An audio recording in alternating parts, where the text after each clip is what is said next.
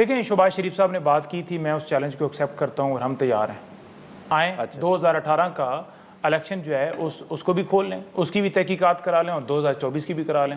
ये भाग जाएंगे।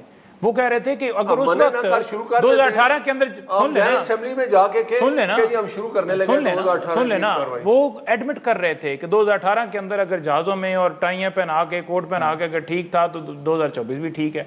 मतलब ये है कि वो समझते हैं कि उस वक्त उनका मौक़िफ़ है ना कि गलत था, ठीक है, हमें हराया गया, तो उस बात को वो कहते हैं कि अगर उस वक्त ठीक था तो अब भी ठीक है। ये उनकी एडमिशन है। नंबर 2, इमरान खान साहब ने खुला चैलेंज किया था असेंबली के ऊपर कि जिस हल्के से आप कहते हैं हम उस हल्का खुलाने के लिए तैयार नहीं साहब, लेकिन ये भागे। 2014 के धरने के अंदर भी 200-300 दरखास्तें थी, इमरान खान ने कहा 4 हल्के खोल दो, ये उसको भी भागे। नहीं चैलेंज। तीसरी ये चीज है कि ये कह रहे हैं कि फैज है, फलाना है, ढिमकाना है, आप बाजवा को डालें ना अंदर, अगर उसने किया है आप उसको करें, ठीक है। अगर बाजवा की बैसाखियों के ऊपर आते तो फिर बाजवा ही हमें हटा देता, बताए ना, फिर बाजवा में हटा देता। और ख्वाजा आसिफ साहब खुद एडमिट कर चुके हैं कि सुन लेना, ख्वाजा आसिफ इनके खुद एडमिट कर चुके हैं कि बाजवा साहब ने कहा था कि हम आपको हुकूमत देते हैं, ठीक है, ऑन रिकॉर्ड है, ऑन रिकॉर्ड है, ठीक है।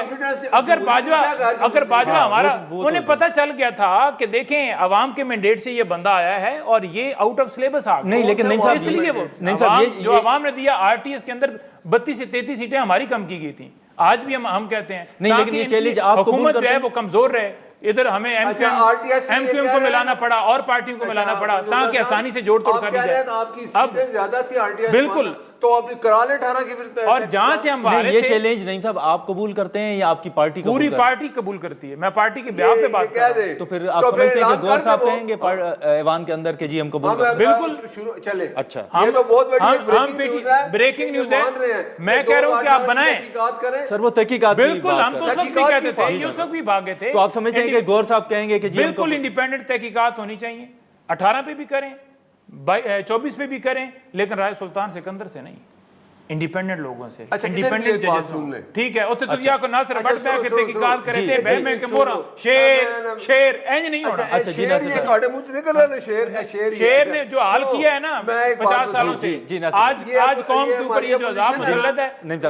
एक मैं बात बताऊं, अपोजिशन है हमारी, हम कहते हैं इलेक्शन गलत हुए हैं, हर दफा हम मानते हैं ना कि इलेक्शन ठीक नहीं होते, ये जीते हैं तो हम इनकार करते हैं जी ये गलत जीते हैं।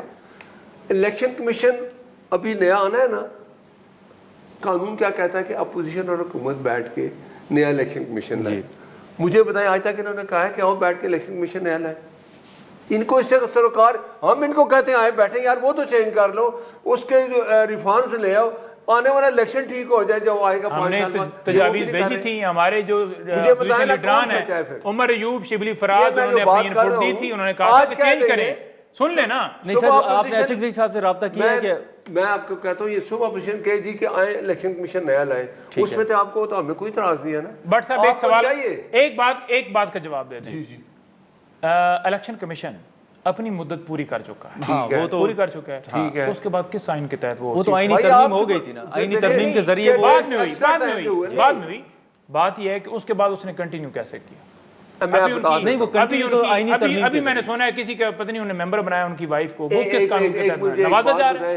आप सब चीजें छोड़ें, क्यों छोड़ें? मैं बताने लगा हूं ना, आप अपोजिशन में है ना, आप सबसे पहले घर रोज सुबह खड़े होकर कहें जी इलेक्शन कमीशन नया लाए, आपने कभी कहा आज तक? मैं कह रहा हूँ। अच्छा चलें आखिर में राय सुल्तान सिकंदर से हमारी जान छुड़ाएं, इस वो मुल्क की जान छुड़ाएं। लाया कौन था इनसे? देखें अगर हमने लाया था तो हमने लाया कौन था? देखें ऑफिसर्स ने लगना ही होता है ना, अब एक नहीं तो दूसरा लग जाएगा। बताएं ना, लाया भी आप है तो माने आपने कल पता लाया ना, गलत बंदे की बात नहीं है। जब आपने उसकी चाबी मरोड़ी, जब आपने उससे गलत काम करवाया, जब आपने उसके ऊपर प्रेशर लगाया, जिस तरीके से भी किया, पैसे दिए, नवाजा, चलें बट वो आपने कराया। हमने उसे नहीं कहा कि आप आके धांधली करना। हमारे टाइम के ऊपर जो लगाए आपने जो ज़िमनी इंतखाबात हुए थे, सुन लेना, ज़िमनी इंतखाबात हुए थे इमरान खान के टाइम के ऊपर पंजाब के अंदर। इमरान खान जो है उनकी जमात सीटें हारी थी। हाँ, क्यों? क्योंकि हमने नहीं मुदाखलत की। अच्छा हमने जजेस को नहीं कहा कि इमरान खान के एटीसी के केसेस खत्म करें, जैसे नवाज शरीफ ने बायोमेट्रिक के लिए वहां हमला बुलवाया था। बट साहब आखिर में टाइम कम होगा, मुख्तसरन ये बताएं कि आपको नजर आ रहा है कि एचएक्सी साहब के साथ वजीर आजम साहब की कोई मुलाकात हो और कोई मुलाकातों से पाबंदी हट जाए? मैं एक बात बताऊं, महमूद खान एचएक्सी साहब से भी पूछे ना इन्होंने उसको पेशावर भी जलसे पे नहीं बुलाया, वो भी इनसे नाराज है। ये किसी को, ये अपोजिशन कितनी जमातें हैं ये वो इकट्ठे नहीं कर सके।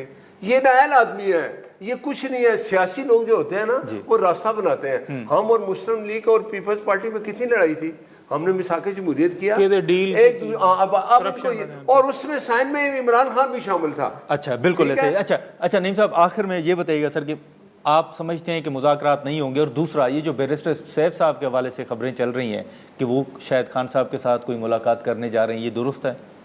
देखिए, अगर वो मुलाकात करने जाते हैं तो ज़ाहिरी बात है फैमिली जो है उनको जो है मैं समझता हूँ कि उनका पहला हक है, और ज़ाहिरी बात है फैमिली से पूछ के उन्होंने जाना है।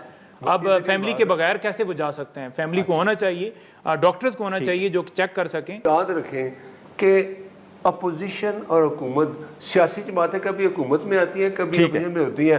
बैठ के आपने बात हमसे ही करनी है। अगर आपने नहीं करनी है तो आप इसी तरह चलेंगे।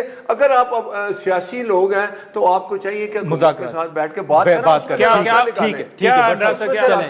आप छोड़ेंगे मैंडेट, आवाम को मैंडेट देंगे। आप ये फैसला कर लें कि इलेक्शन कमीशन नया ले, इधर बात कर लेना, लंबी बात तो छोड़ देना, आप इधर तय कर लें। आप बताएंगे इमरान खान के केसेस क्यों नहीं लगा रहे? क्यों अदालत ने लगाना है? वो आपके मुताबिक हैं। वो मोहसिन नकवी मैसेज फॉरवर्ड करता है, वो अफसार आलम पे केस करें जिसने अफसार आलम को भी आप लोगों ने गोली मार दी थी, बेचारा वो आपकी बात कर रहा है। तो आप आपकी बात फिर माने ना उसकी, जो मोहसिन नकवी। लेकिन आज भी कहता हूँ कि आपने बैठना हुकूमत के साथ ही है। बिल्कुल ठीक हो गया। नहीं, जेली हुकूमत के पास क्या? भट्ट साहब आपका बहुत शुक्रिया।